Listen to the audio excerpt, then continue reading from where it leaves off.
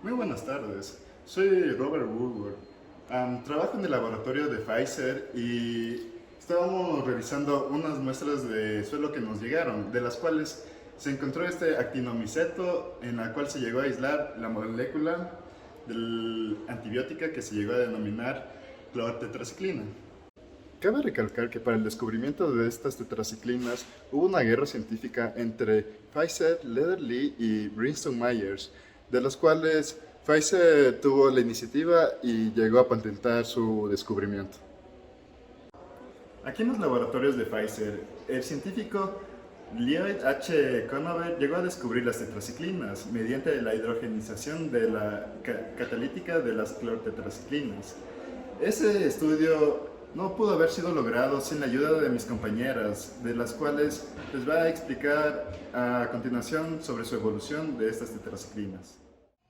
Buenas tardes, mi nombre es María José Chaliquín y en esta investigación yo fui la encargada de estudiar a mayor profundidad la estructura de las tetraciclinas. Les cuento que las tetraciclinas están compuestas por 4 anillos de benceno que están fusionados entre sí y sus diferentes derivados son caracterizados por sus radicales libres.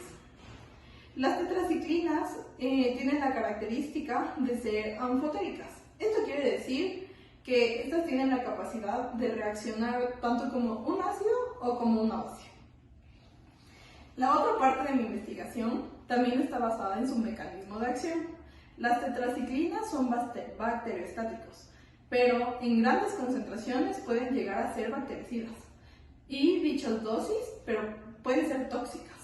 Entonces hay que tener mucho cuidado con eso. Estos logran entrar al interior de la célula por un doble mecanismo de difusión, una difusión pasiva y un transporte activo. Entre sus mecanismos bacterianos se encuentran el bombeo activo del antibiótico al exterior de la célula. Y por último, quiero mencionar que las resistencias bacterianas a las tetraciclinas son de aparición lenta, aunque pueden aparecer rápido si estas son utilizadas por una vía tópica. Doctora Naim, miren lo que encontré sobre las tetraciclinas. Encontré que estas son antibióticos efectivos contra muchos microorganismos. Estos pueden ser efectivos contra bacterias gram positivas, bacterias gram negativas, protozoarios, espiroraquetas, micobacterias y especies atípicas.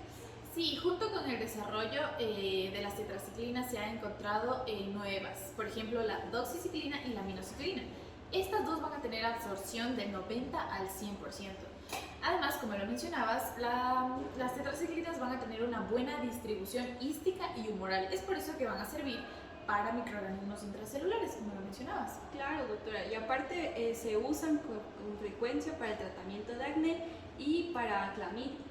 Sí, estas tetraciclinas hay que considerar que según su farmacocinética encontrada se deben suministrar vía oral, ya que tienen una buena absorción a nivel gastrointestinal y en el intestino.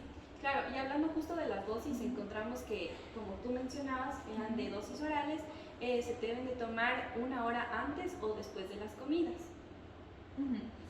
Estas tetraciclinas van a tener concentraciones especialmente en tejidos que sean ricos en calcio, por ejemplo, el hueso, los dientes, y es por eso que está contraindicado, se ha descubierto que está contraindicado en el embarazo, en la lactancia y en niños que son menores a 8 años. Claro, pero de lo que los estudios dicen, podemos dar a niños mayores de 8 años entre dosis de 25 a 50 miligramos por 4 días, pero solo mayores de 8 años. Y en cuanto a la excreción de estas tetraciclinas, todas son de excreción renal. Se ha descubierto que doxiciclina y minociclina tienen una excreción a través de la bilis, por lo tanto se excretan por las heces. Entonces estas dos nuevas tetraciclinas no van a tener, no tienen ajuste en un paciente con disfunción renal, entonces estas van a servir para eso. Además, no todo es bueno de este medicamento, ya que no se lo puede administrar con alimentos ni cationes divalentes como magnesio, calcio, hierro o zinc, puesto que disminuye su absorción. Sí, los efectos adversos más frecuentes de las tetraciclinas son gastrointestinales, náusea, vómitos, diarreas, además de quemazón. También se ha descubierto cólicos abdominales, gastritis y enterocolitis.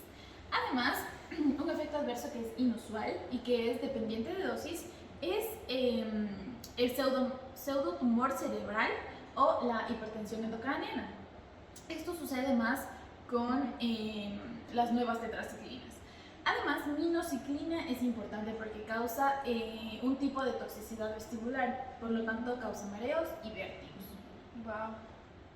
Gracias al uso desmedido de las tetraciclinas de amplio espectro, se han desarrollado múltiples resistencias bacterianas que han provocado la reducción de su espectro antibacteriano, principalmente en las tetraciclinas de primera generación. Estas tetraciclinas van a tener resistencia contra estafilococos, enterococos, gonococos y meningococos.